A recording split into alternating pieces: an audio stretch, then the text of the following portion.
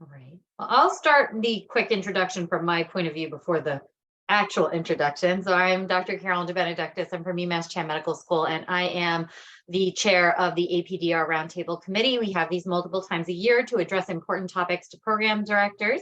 And today we are so lucky to have Dr. Michael Magnetta leading our April Roundtable on postmortem on ERAS program signaling. So take it away, Michael. Thank you. Thank you so much, Carolyn. Welcome everybody to today's roundtable discussion hosted by the APDR. I'm Michael Magnetta. I'm a diagnostic radiologist at Northshore University HealthSystem in Evanston, Illinois.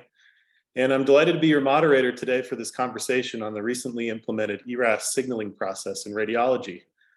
We're fortunate to have an exceptional panel of experts and esteemed guests with us today. Our speakers will include Jayme Bograd and Richard Peng from the AAMC, Chuck Resnik from the University of Maryland, and Gaetke-Udager from the University of Michigan. Joining them is an outstanding group of panelists, including Carolynn DeBenedectis, who you just heard from, who coordinates the roundtable series for the APDR in radiology. Brent Griffith is from Henry Ford in Detroit, and he was instrumental in helping to assemble our panel today and helping to outline our discussion. We'll hear from Ankur Garg from Northwestern University Feinberg School of Medicine and Marion Hughes from the University of Pittsburgh, both mentors of mine while in training and in my first few years as an attending. We also have Anna Rozenshtein joining us today from Westchester Medical Center. She's the president of the board of the Association of Program Directors in Radiology, and she was instrumental in implementing the signaling process for our specialty. As we explore this important topic, we anticipate a lively and illuminating discussion, and we're eager to hear diverse perspectives on program signaling from our speakers and panelists alike.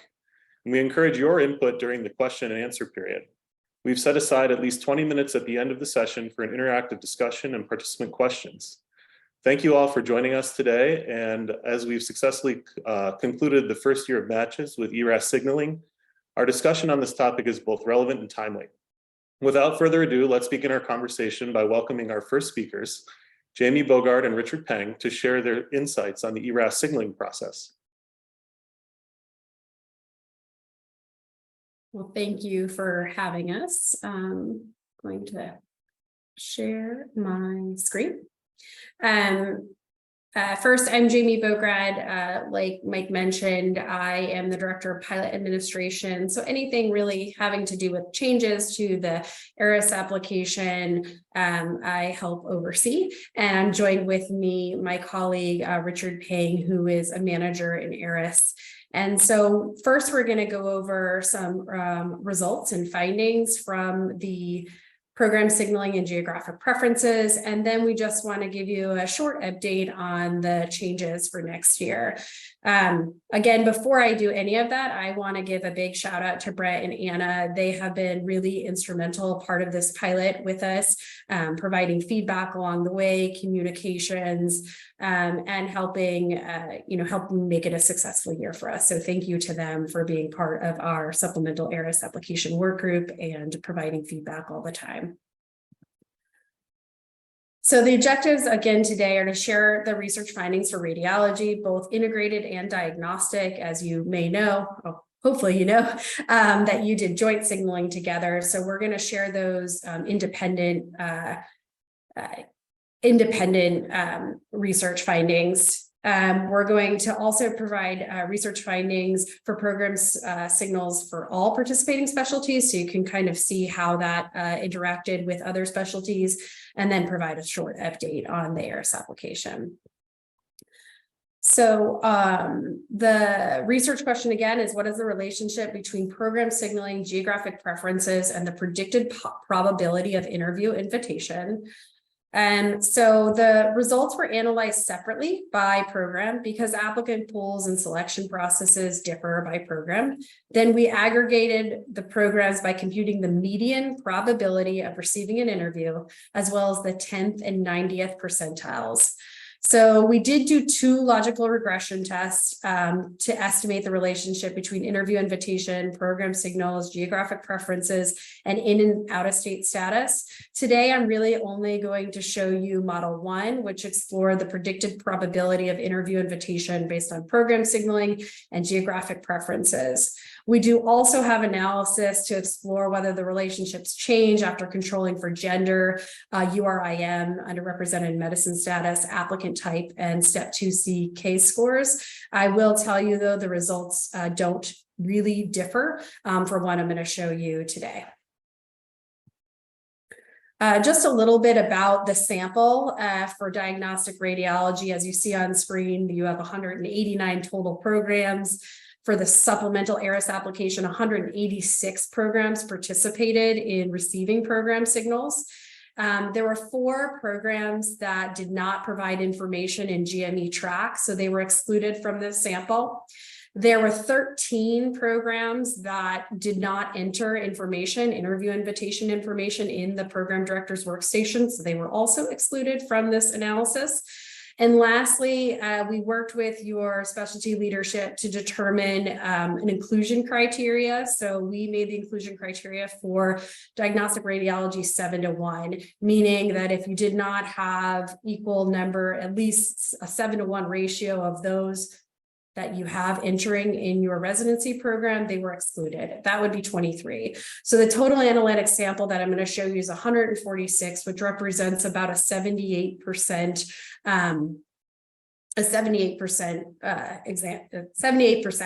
of those that I'm going to show you today.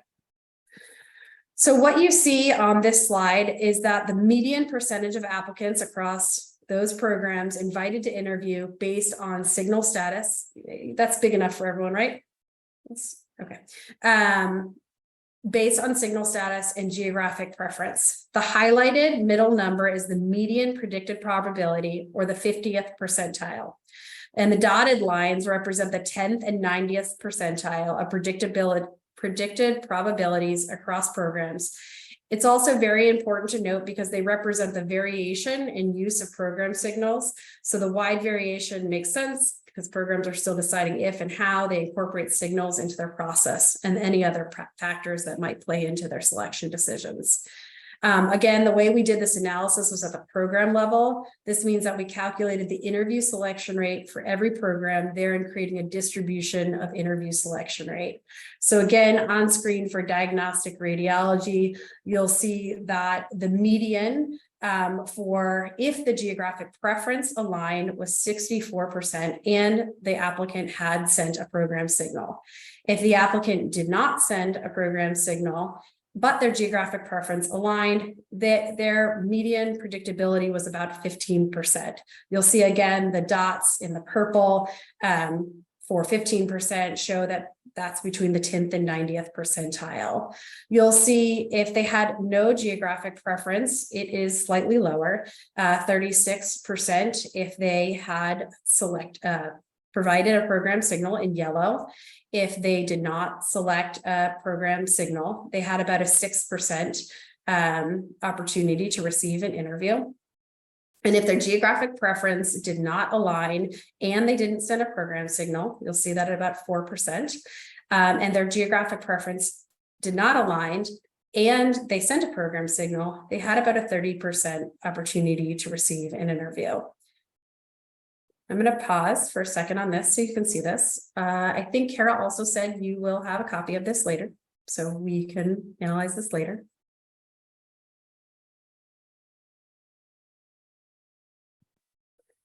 And then we thought it was important also to show you taking out the geographic preference.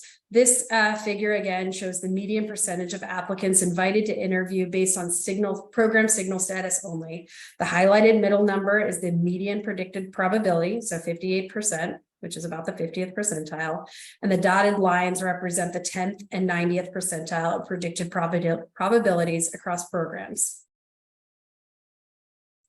58% if you sent a program signal and about 9% if you did not send a program signal.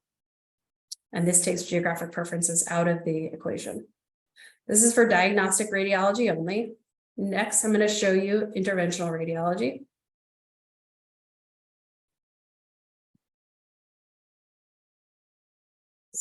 Samples very similar, about a 74% sample. We have total programs were 91, 85 of those 91 programs participated in receiving program signals. There were 2 that we did not have in GME track, and 6 programs did not enter any data into the PDWS. 14 did not meet the inclusion criteria of 7-1. You'll see something slightly different here. I could go back and forth if it's helpful, but you'll see that for interventional radiology, I want you to just focus on the middle right now, that if an applicant had no geographic preference, they actually, for both sending a program signal and not sending a program signal, fared slightly not as well as if their geographic preference didn't align or their geographic preference aligned. In all cases, if their geographic preference aligned, they received a higher rate of interview. But this is different from diagnostic radiology, where if they selected no geographic preference, meaning they would be interested in going anywhere, that their rate was higher than if their geographic preference was not aligned or misaligned.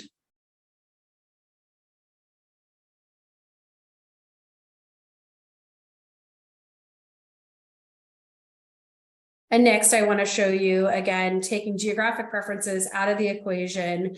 If you sent a program signal in interventional radiology, you had a 69% chance to receive an interview and a 21% opportunity if you did not receive a program signal. Again, that's just the median. The 10th and the 90th are represented by the dotted lines.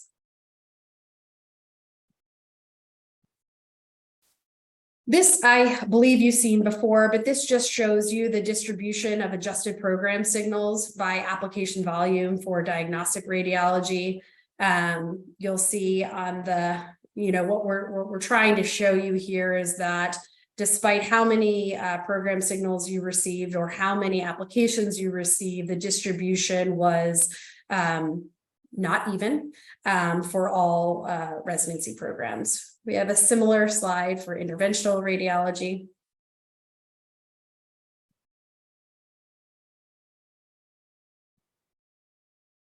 And the takeaways, the important takeaways here are that in diagnostic radiology, sending a program signals to substantially improve the likelihood of receiving an interview offer. This is the same for every single specialty that participated. The effect was stronger for applicants who sent both a program signal and indicated a geographic preference for the program's location.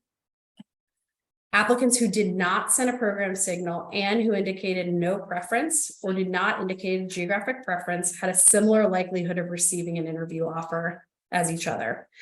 And we always want to make sure we have this caveat. There was variation in the use of program signals and geographic preferences as evidenced by the wide range of the 10th and the 90th percentile.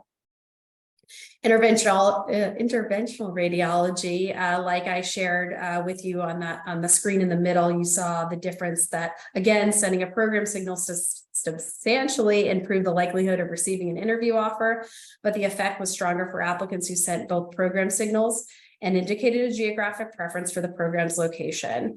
It was not the same that held true about geographic preference.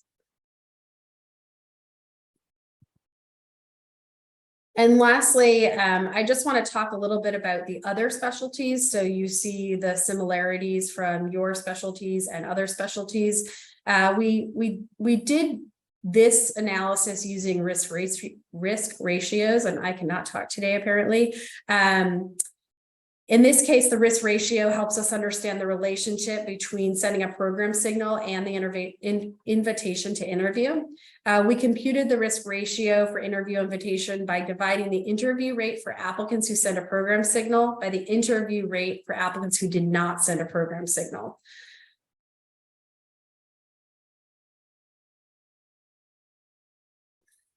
And so this figure shows the median risk ratio for interview, invitation, and program signal. Most of the risk ratios are well above 1, so signaling improved applicants' interview invitation rates, although the effect, as you see on screen, varied by specialty. So in general, as you see for anesthesiology, applicants who signaled were 6.87 times more likely to receive an interview invitation than those who did not signal. Interventional radiology applicants that signaled were 3.36 times more likely to receive an interview than those who didn't. And for diagnostic radiology, applicants that signaled were 5.93 times more likely to receive an interview than those who did not. And so on for all of these. What I think is important here to note is you'll see the small number next to each specialty, and that represents the number of program signals that they had. And you'll see even with program signals that had 3, which dermatology, for example, had a 5.4% ratio rate of receiving an interview invitation, and that's not too dissimilar to others that had a similar 3, 5, 7. And even in our OB-GYN who had 18, their rate was a little bit higher, but not substantially. The one outlier you'll see is orthopedic surgery. I think I'm going to turn it over to my colleague, Richard, to talk just a few minutes, if we have time, about the changes for the next application cycle. Thanks, Jayme. I'll kind of go through this quickly then. The first is really just to talk about the overall process. We're going to be continuing the intentional and iterative approach to the changes to the application, as you can see here across the 2022, 2023, and the 2024 cycle. For this upcoming season or upcoming cycle, the things to note are that there will not be a supplemental ERAS application for this upcoming season. Instead, we're taking the learned lessons that we had from the previous cycles and implementing those changes into the applications for the MyERAS process and the PDWS process for applicants and programs. So essentially, we'll be integrating it and having a more streamlined experience for both applicants and programs. For this next slide, this is for those of you who may have one foot in residency and also manage programs and fellowship too as well. The main changes are to note here is that for residency applicants, they'll have those 3 updated features in the application. They'll have the updated experiences, the new geographic preferences, and information, as well as those program signals if those for the select specialties who are participating. Fellowship applicants will only have the updated experience and the geographic information. They will not have those program signals for the 2024 cycle. Moving on to the experiences section will be revised and reorganized for this upcoming season, again, based off of the learned lessons from the previous season. One major piece there on the left side is that you'll see that applicants will be able to select up to 10 experiences for their application. They'll be able to provide descriptive information. They'll be able to select specific drop-down options to describe those experiences, and they'll also be able to briefly describe them. Furthermore, of those 10 experiences, they'll be able to select up to 3 of those experiences and identify them as meaningful or especially meaningful experiences, and explain in a short essay as well why they selected those 3. Finally, on the third column there, for those of you who are familiar from the supplemental application, the impactful experiences is also being carried over. This is specifically for applicants who may have had a challenge or obstacle that they had to overcome in the past, and they'll be able to create a description for that particular impactful experience. Okay, next slide. Okay. So the next slide here is to describe the mission-focused drop-down selections that are available. These are the kind of experiences that we learned from the supplemental application. One piece is that these mission-focused drop-down selections are optional, but if the applicants choose to provide these as a part of their description for the experience, this data will be provided to program directors, and you will also be able to filter on these selections too as well, and align those with important characteristics that you're looking for as a program. Next slide. With regards to geographic updates, these are going to be some updates that are carried over from the supplemental application, so this is likely familiar to all. What I do want to highlight here, in addition to the geographic preferences that applicants will be able to provide, up to 3, and the setting preferences, is the standardization of location fields as well. In the past, the location fields weren't as standardized as open text fields, and so for this upcoming season, including those kind of applied to bullet points on the right side there, addresses, hometowns, experiences, education, and training, they will actually be more standardized in terms of how the applicants are able to input that information. And in turn, that will make it easier for programs to sort through that information. For program signals, this has been posted on our informational pages online, so you can always check this out to see what the other specialties are doing. But this is essentially the final set of program signals that each specialty has settled on. There are 22 specialties that are participating with different kind of structures in terms of their program signals. But one thing that I do want to take a point to note here is on the right-hand side there, we set a home and away signaling policy that would apply to all specialties. The AMC policy for all specialties and programs is for the applicants to signal any program they're interested in, including the applicant's home program or away rotation sites. The main kind of criteria or rationale behind this is to promote equity for those who may not have a home institution or away institution amongst all applicant types. Just to kind of pause, well, actually, it's fine. Just to kind of pause here too as well, logistically speaking, it's going to be similar to last season in terms of participation. For the selected participating specialties, individual programs would opt in to participate for the program signals. Again, just to reiterate, this is only for residency. It's similar to last season during the registration process, which should be ongoing in the next couple months. Individual programs click a checkbox to opt in for the program signals, and the deadline for that is June 30th, 2023. Okay. And then last slide is really just to kind of capture some QR codes. If there's any particular pieces of information like the data, what's new, or maybe the program signaling information, we try to keep our web pages as up to date as possible to keep our constituents informed. So these QR codes are some helpful links that you can scan. Thank you so much, Jayme and Richard, for the informative presentations. Next, we have Chuck Resnik from Maryland, who's going to talk for a couple minutes.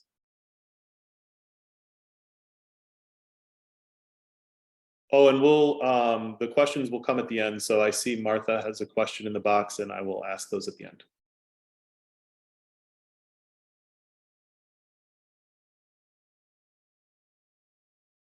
You're muted, Dr. Resnik. Well, I shared my slides, but I forgot to unmute. So you hopefully can see my slide. Yes. All right. So I titled this Analysis of ERAS Program Signaling rather than Post-Mortem, because as far as we just heard, it's alive and well. The question is signaling better than no signaling, which I figured was a good place to start. So my conclusion will be that signaling is better than no signaling, but there are a few comments to be made on that. So before signaling began, with a little bit of history, I had over 700 applications each year, and I couldn't determine which of these applicants were not really interested in my program and so weren't worth wasting a precious interview slot. The way to overcome that, at least I thought it was a good idea at the time, was to send an early email within the first week or two of the release of the ERAS applications to those that I presumed would be the top 200 or so of those 700 applicants. And I asked them to provide a brief statement on reasons why they were interested specifically in my program. Well, it sounded like a good idea, and my return rate was outstanding, like 95%. But what I got back was a few paragraphs that basically told me exactly what I had written on our website about all of the positive things about the University of Maryland.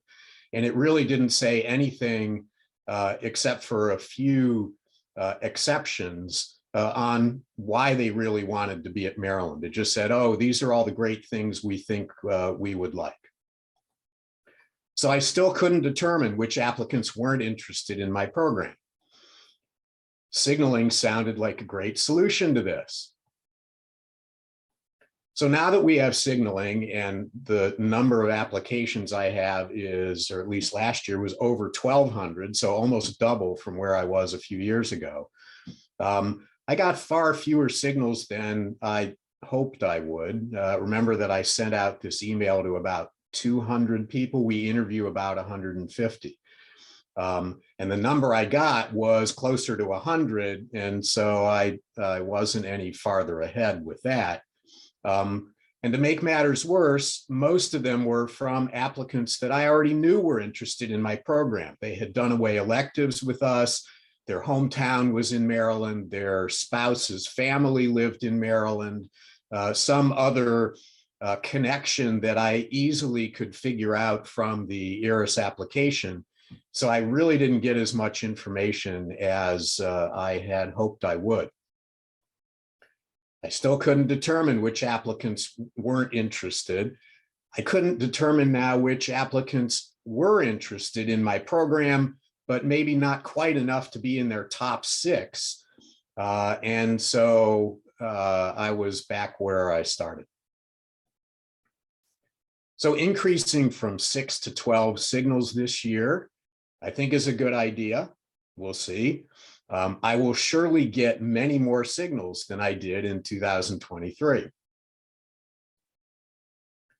But just as last year, most of them will have no indication why they are signaling my program. That, I think, is the biggest key. That's the thing that I have missed. I still won't be able to identify which aren't worth wasting a precious interview slot. And because there are now 12 signals, if I'm number 12, and I don't know what number I'm going to be, I guess I'll know whether I'm in the top 6 or the bottom 6. I'll have really no chance to change the outcome of those people, because they'll still have at least 6 and maybe 11 other places that they prefer more than the University of Maryland, which I will never know. So I'll end up offering interview slots to people who still really aren't that interested in my program. So thoughts for 2024. We'll have to titrate the ideal number of signals. Not sure how we will do that. I anticipate it'll be more than 6. I fear it will be less than 12. I think there should be a spot in ERAS that includes, and maybe even requires, a statement of why applicants are signaling interest in my program. That's the key bit of information that will allow me to decide if this is real or not real, and will help me select which ones that I would like to interview. Then signaling will really be better than no signaling. I still believe it's better, but this to me would be perhaps the most outstanding outcome.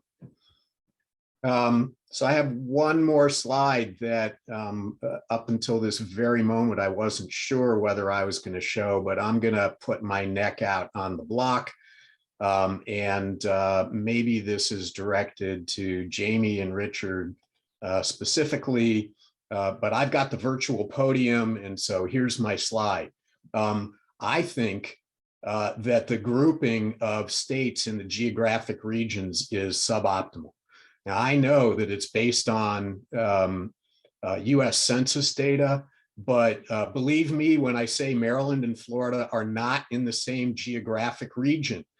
And when I get comments from applicants that say, oh, I love the Southeast, I've spent my whole life there, and I don't ever want to leave, and I look at their application and they've never left the state of Florida, they'll never come to Maryland. So that doesn't really help me. I believe it should be more granular. I'm sure there are other regions that might feel the same way.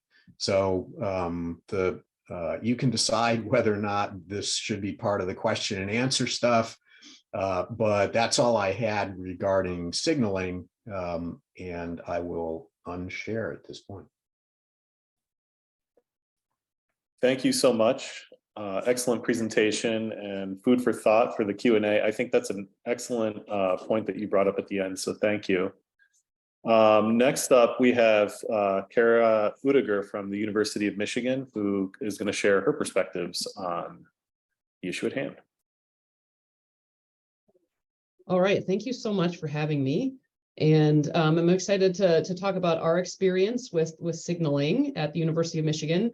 I don't have any financial disclosures, but I just want to say this was just our approach here at Michigan. We don't really have any expertise, and I hope I don't make a lot of enemies with what I'm going to describe. But I'll tell you how this went for us.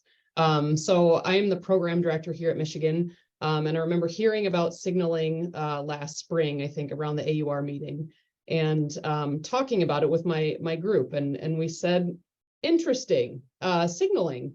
We thought, maybe there are some helpful things here. So to us, the positives were, that applicants have a limited number of signals. So there's no gray zone in knowing how many programs also get one. I think sometimes we'll get comments and personal statements. You'll read the personal statement and it'll say at the bottom, well, I really think Michigan is great. And we wonder how many other programs get the same paragraph just with the name change. Is this happening at 50 other programs or 5? And it's not really all that clear. We thought it was kind of good at the time that the signals were equivalent. So there wasn't any vague wording about what a signal meant. It wasn't something like, I'm ranking you highly, or I think highly of you. It was clear there were 6 things and they were all the same. And we didn't really have to think about what exactly it meant. One of the nice things was a signal seemed like it could indicate something good. So at least for now, they seem to like us. They gave us a signal.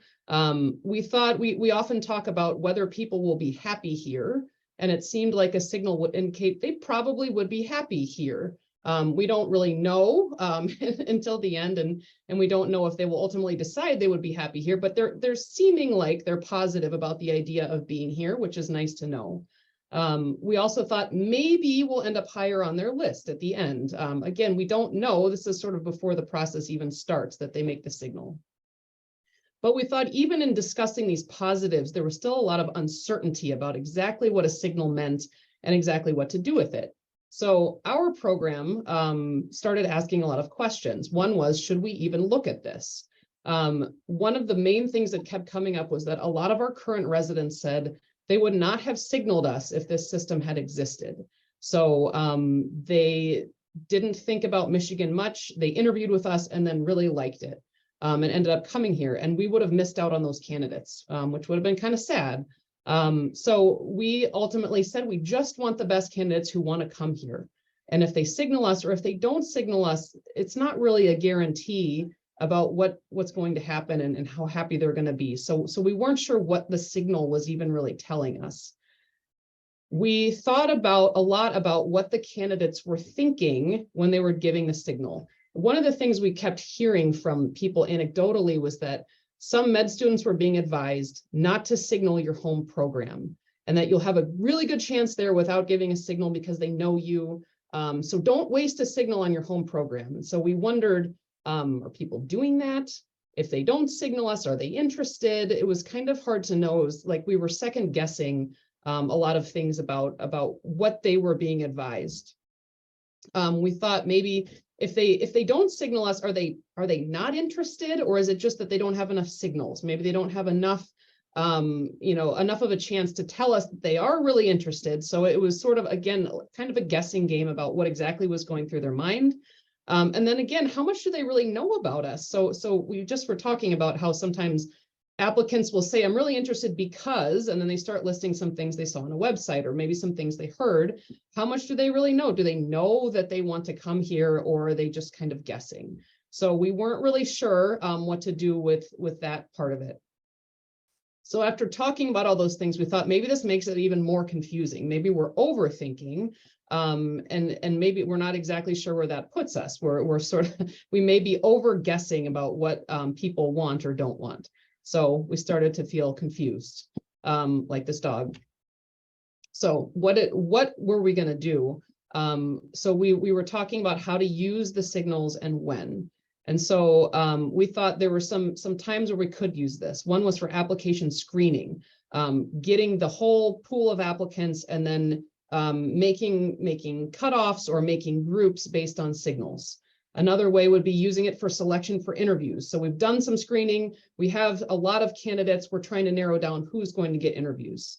We might use it in follow-up. So we've now interviewed some people, and now we have maybe a hunch that the people who signaled us might like us more, or might be more interested or more committed. So that would be a possible time. And then in ranking at the end and thinking about our rank list, that would be another time we could look back and use signaling. And I'll go through all of these, and we didn't end up using it in all of these, but we thought that these were possible times. So a little background about our selection committee. I've listed here the people on it. We have a little bit of a different system in that the committee is actually led by a selection chair, who is not me, and then a co-chair who is also not me. So we have two people who are kind of running the show. I'm on the selection committee as the program director. So are our associate program directors, our associate chair of education. I put a little heart by our program coordinator because she's incredible and she keeps all of this going. And we also have faculty members from each division and then our chief resident. So we have a pretty big group, and we spend a lot of time together. For application screening, this is done by our selection chair and co-chair. We got a lot of applications this year, over 1,000. Those two people split up the work and they go through things very thoroughly. They look at a lot of factors like all of you do. So we were looking at everything first. At this stage, we did not look at signals. We actually had to go back later when I was preparing these slides to see how many people had signaled us at this point. And it was less than 10% for us. So we didn't get a whole lot of signals. We screened and created some groups, which is how we normally do it to select for interviews. So we kind of roughly try to figure out who are top tier candidates and so on. We fill the interview list with the most outstanding candidates first, regardless of signal. And then we end up with a need for a tiebreaker, essentially. So we have a lot of candidates who seem similar, and we need to figure out what to do. And this is for us where signaling came into play a little bit. So if we had candidates that we were trying to compare, we would look at whether there had been a signal from some of them and maybe not others. And we would take that into part of the consideration about who to offer interviews. We did not use the geographic preference category. So if they said they wanted to be here and it was discrepant with what they said they wanted for geographic, we didn't really think about that. It was really only about whether there was a signal or not. And it was for a minority of the people on our interview list. So after the interviews, we meet after each half day. We assemble a rough list as we're going along. And we have, so practically speaking, it's a big spreadsheet. Signaling is a column in the spreadsheet, but we aren't looking at it. And when I went back to look physically, we aren't even looking at it because it's way over on the side on the spreadsheet. We never scroll over there. We weren't talking about it and weren't looking at it once people had done their interviews. And then we get into this zone between the interview starting and the ranking and the match day, where we're starting to get some communication from candidates. And they might be writing us thank you emails, or they might be saying they're interested. And we didn't at that point look at who was signaling or not signaling. We get down to the end, ranking. We start with the pre-made list that I talked about. So we have everything assembled already. We go through each candidate. We look at adjustments that we want to make. At this point, signaling was completely out the window. We didn't look at it at all. No one had any idea who had signaled or not. One interesting thing that came up for us was that some other programs in our institution were only interviewing people who signaled. That was their entire interview list. And so when we had a person who had a partner in that type of program, and we said, we've interviewed this person, we think they're good, we were wondering, what's going on with their partner. Some of them refused to add the partner to the interview list if they had not signaled. So that was a little bit of a wrinkle we weren't expecting. And generally speaking, we have pretty good relationships with all these programs, but it was an interesting part of it for them and the way that they had made their list, that they were really holding tight to the signals. And so it was kind of a minor thing, but something we noticed. So when and how do we use signaling? We didn't use it much. We used it in the later stages of selecting for interviews once things had been screened. And then we used it when candidates were otherwise about equal, so to speak, in terms of whether we thought they would come to have an interview. So for us, how did the match go? We were very happy with it. In DR, when we looked back, more than half of the candidates that matched had signaled us. We had to look that up for me to discuss this today. And then when we looked back, around a third of the candidates who interviewed with us had signaled us. So it was the minority of people on the list. We also, I guess I should say, we don't put a lot of emphasis on what number we matched at, so to speak. So I know sometimes we'll say like, well, what number did we hit on our list? We don't emphasize that. So we weren't using the signals to put people who might be more likely to match, if that makes sense. So from our perspective, was signaling useful? Maybe kind of mildly, we used it a little bit. We thought it was somewhat confusing, and maybe that was us overthinking it. And we talked about whether we wanted to use it more, and we kind of thought no. After this particular season, some people actually said we should use it less, thinking that we're trying to attract candidates from everywhere and we shouldn't be screening at all for where they want to go. We should just be seeking the best candidates. So that was part of our discussion as well. And that is it. Thank you so much. Thank you so much. Outstanding presentations from everybody. Thank you so much to our speakers. And now I'd like to open up for questions. We have a few in the chat box. And I'm going to start directing some of these questions towards our panelists and our speakers. And I feel like, a couple of the questions have sort of centered around this geographic preference and, U.S. Census data not necessarily aligning with, where applicants want to match. And so this question is for Jayme and Richard. How might the AAMC change the geographic preferences that they list? And is this something that you're hearing from other specialties? And can states that, border a few different locations maybe be included in a couple different areas? For example, Marion Hughes wrote that Pittsburgh tends to draw from West Virginia, Ohio, Michigan, Maryland, not necessarily New York City and Philly. So thank you for that. So the answer is yes, you are not the only specialty that has concerns about the AAMC using US Census data. We have heard this loud and clear from almost every specialty. What I do want to say without defending it is that we have to start somewhere. And so we have to start with what the government offers. And that was our first attempt at trying to provide a fair, equal way for everyone to indicate their geographic preference. We have thought about many different ways to indicate geographic preference, including state borders. You do have some concerns then if people are being strategic rather than honest. If they, say that they are interested in Pennsylvania, as an example, then they might have 6 states to choose from. And someone that said Florida, if you then show, they only have 2 border states. If we were to disclose, try not to say the specific state, but try to give them border states as well. And so there's challenges with almost every option that you put geographic preference in. And so we're, trying to instill some thought and some data behind what we do next. But this is an area of research for our IO psychologists this year to look at. And we'll be meeting with our evaluation working group and program directors to think about other fair alternatives to allow the applicants to still provide where their preferences to medical schools rather than infer based on information in their application. Thank you so much. Yeah, you got to start somewhere. And, it's a logical place to start. And of course, as, this kind of grows, the process will evolve. So thank you very much. The next question I have, actually, Jayme, if you could just stay on for 1 second, I think it's going to be pretty quick. What are gold and silver signals?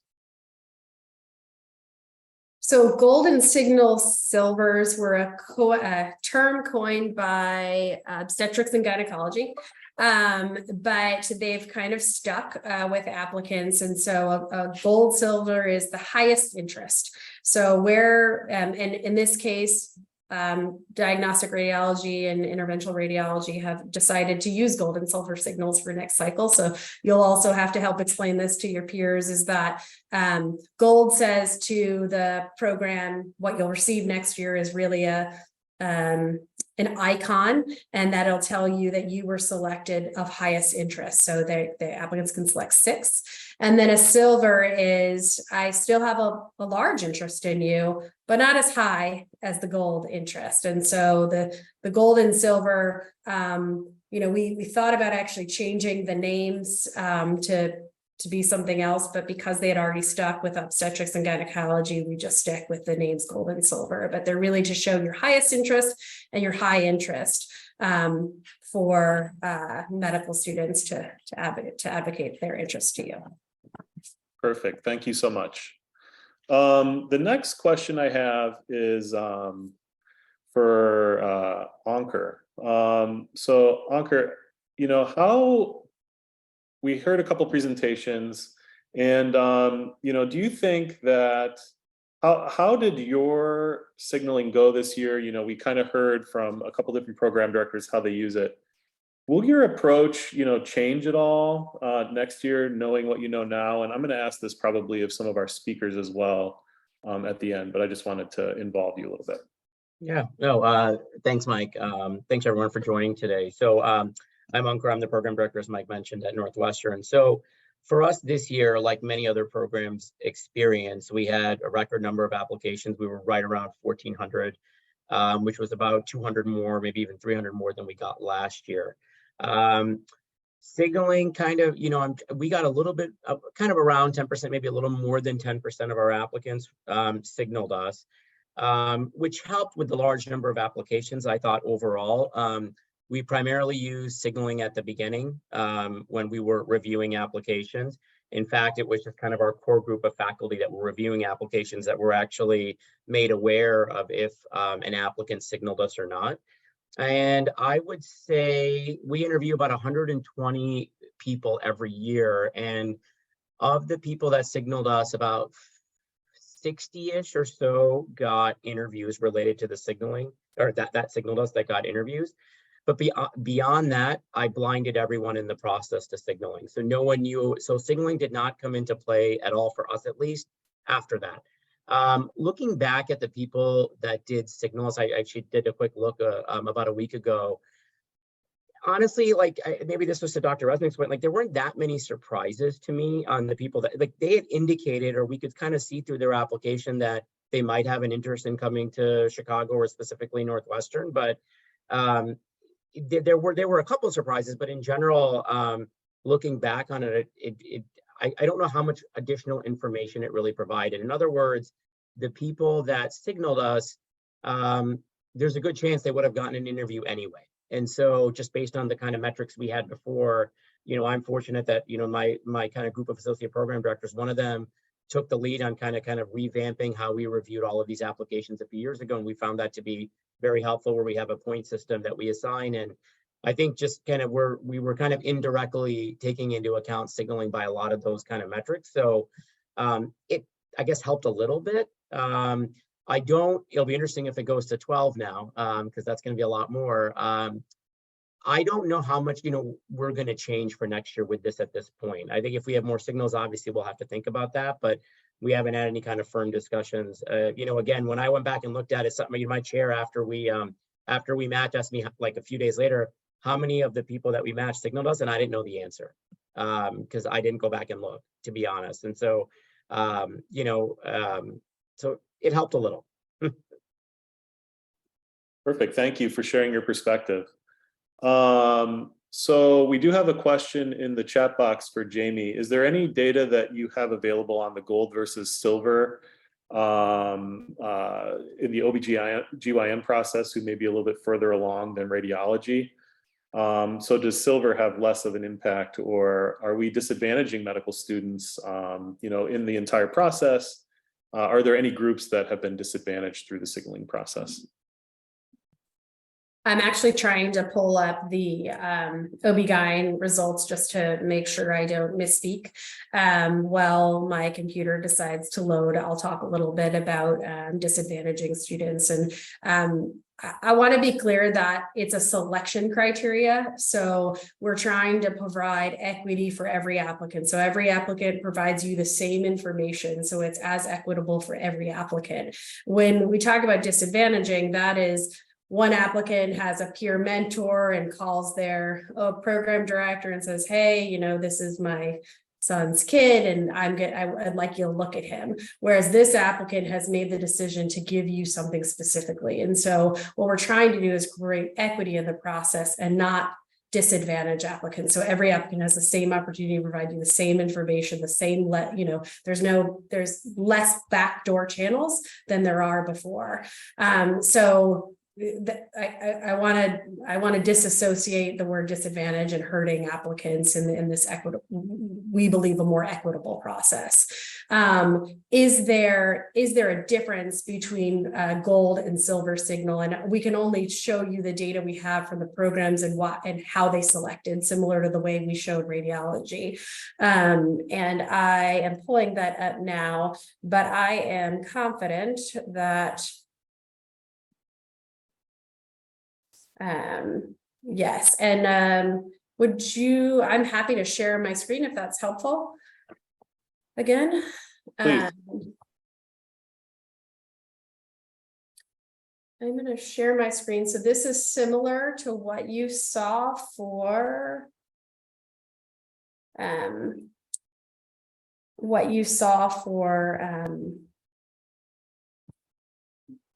without geographic preference. Because OB-GYN did not use geographic preference last year. So you'll see that if an applicant sent a gold signal, they were most likely to receive an interview invitation, about 56%. Again, the 90th percentiles are shown there as well for the inclusion criteria. If they sent a silver signal, they were around 31%. And if they did not send a signal at all, it's 5%. And so I think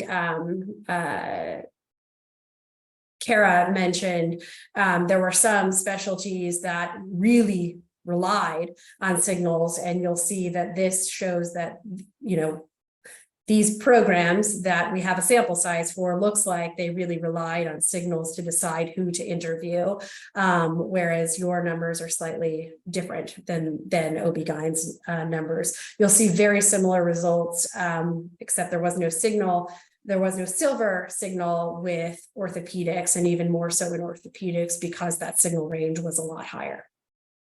Does that answer whomever? Yeah. Okay. I think it does. And thank you so much for sharing, this data that you have on the fly. That was really outstanding. And we appreciate your answer to that. The next question I have is a little bit of switching gears for Anna. Do you think that signaling will be as beneficial if in-person interviews resume for diagnostic and interventional radiology? And do you think that the place that the signal is done before the interview is the appropriate place? And should programs be able to signal applicants back? Sort of a couple higher level questions. Thank you. Can everybody hear me? Yes. Let's start with the question one. Question one, as I understand it, would signaling be as beneficial when the in-person interviews resume? This presupposes that in-person interviews will actually resume. The lack of the remote interview, amongst many drawbacks, right, that they do not allow the applicants to actually see the program in real life, have an enormous advantage of decreasing the applicant costs. So I am unconvinced, and just this is my personal opinion, that in-person interviews would ever fully resume, particularly now that the NRMP is strongly considering the voluntary locking capability of your lists to allow you to open your program to all interested candidates for actual, coming in, come sort of look, without compromising such applicants who have, not quite the lower means and family circumstances. So the answer is, I would like to stop there because I'm not sure that they would resume. Now, let us say in a hypothetical situation that there's no drawback to the in-person interview except, the pandemic, et cetera, et cetera. Insofar as the signaling is only meant to reduce your and candidates' costs during the initial application process, and insofar as that signaling does not, one hopes theoretically, does not influence either your interview or your candidate ranking, it should not make a difference, right? So that's my question. Whether or not we and the applicants, and the next question is really interesting, right? So please repeat the second question. It has to do, I believe, with informational asymmetry. Yeah, do you think that, the signal process could be shifted, from before the interview to after the interview, so that way applicants are signaling, after they know all of the information they need to know? Okay, so, no, I do not think so, and I'll explain why. It's for applicant protection. So number one, signaling is meant to decrease costs, right? So that's precisely what it is. It's just also to improve the ability of that applicant who really cannot migrate from East Coast to West Coast, or from West Coast to East Coast, because we're so flooded, right? So it's basically to decrease the friction, economists call this, and improve the depth, right? Increase the pool of candidates that we're going to look at. So that decreases our costs, as well as their ability to interview in a program which otherwise would not look at them. Just to make a little point here, I'm just sidetracking for a second to address something that both Doctors Resnik and Garg pointed out. They both pointed out that they had fewer surprises. Being a science nerd, I would like to speculate that I actually had quite a few surprises. I am in a densely populated metropolitan area, New York City area, which has very many medical schools and very many residencies, right?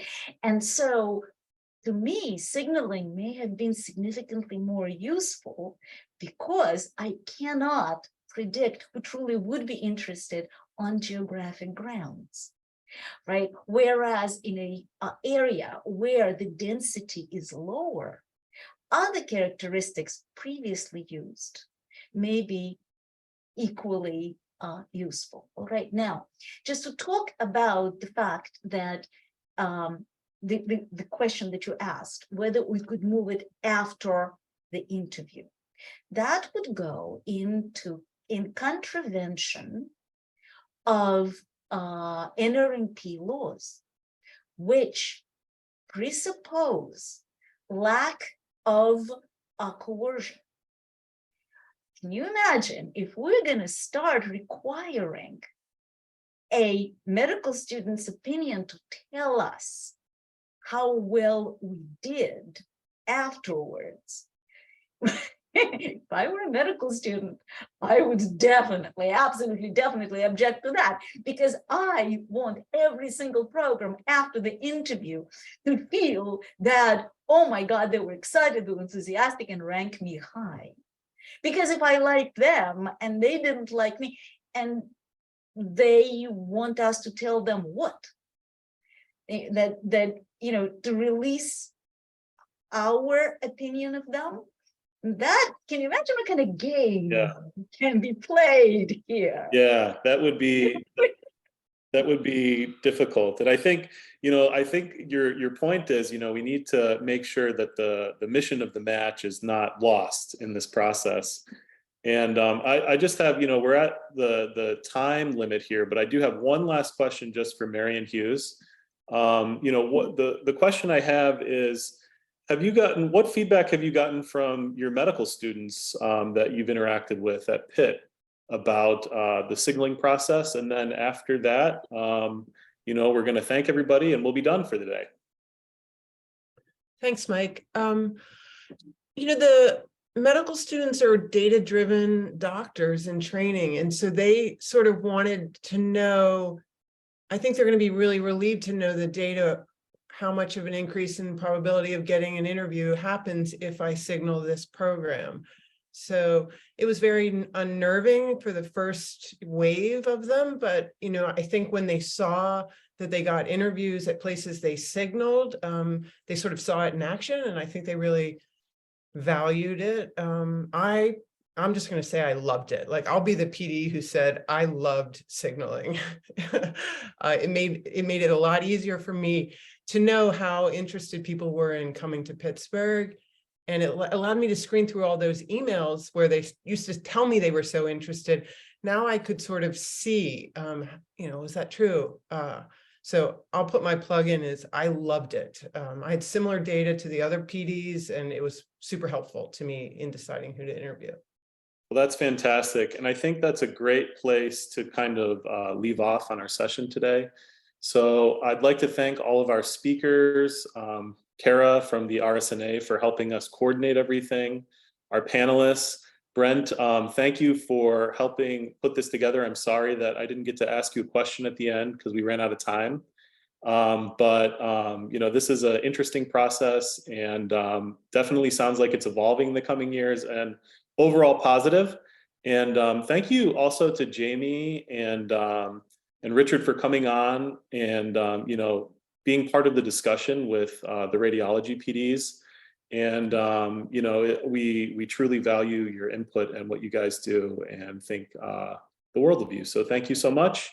Everybody have a great rest of the day. Thank you, Michael, for such a great job. Thank you, everyone.